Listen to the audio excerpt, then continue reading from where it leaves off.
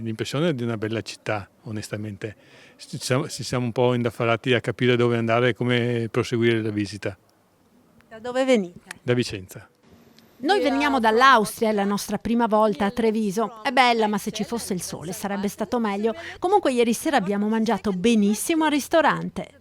Prima volta a Treviso? Sì, la prima volta. Siamo arrivati questa mattina e per la giornata o 2 giorni, dipende un po'.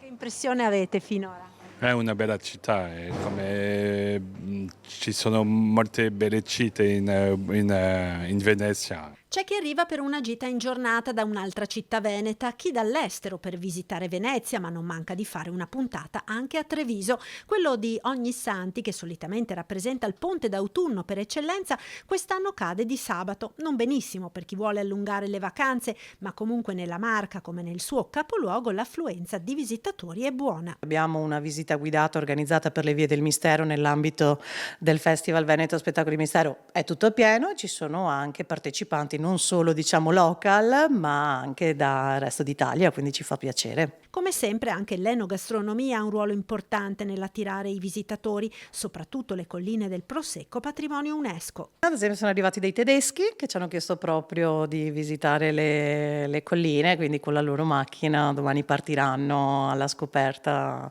delle colline del Prosecco, ma sì, è una richiesta sicuramente.